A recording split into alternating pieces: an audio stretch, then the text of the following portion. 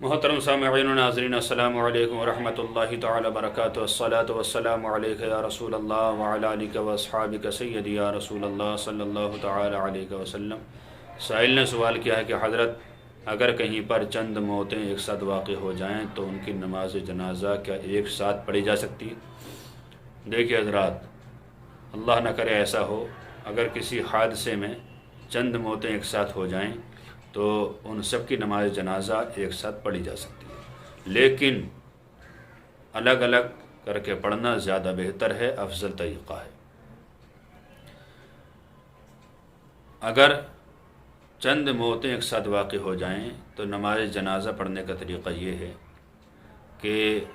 جو ان میں سب سے سمجھدار ہو، زیادہ پڑھا لکھا ہو، بزرگ ہو، اس کا جنازہ امام کے قریب رکھا جائے،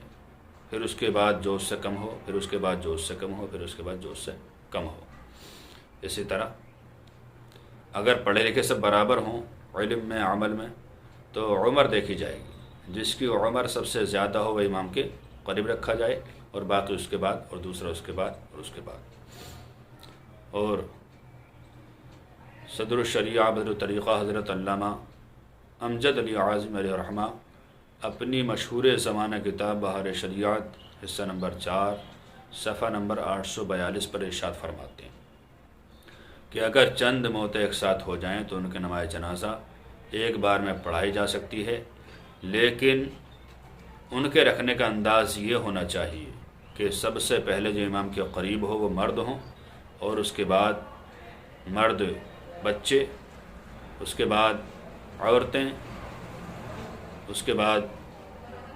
خنثی، اس کے بعد عورتیں، اس کے بعد مراہقہ۔ یہ ترتیب ہونی چاہیے، یعنی دنیا میں جس طرح ایک نماز کی جماعت کی لیے قاعدے قانون ہیں شریعت کے، اسی کے مطابق ان کے جنازے رکھے جائیں اور اسی کے مطابق نماز پڑھی جائے۔ اللہ تعالیٰ سے دعا ہے کہ اللہ تعالیٰ ہمیں صحیح مسائل شرعیہ سیکھتے رہنے کی توفیق عطا فرمائے۔ السلام علیکم ورحمۃ اللہ تعالیٰ وبرکاتہ۔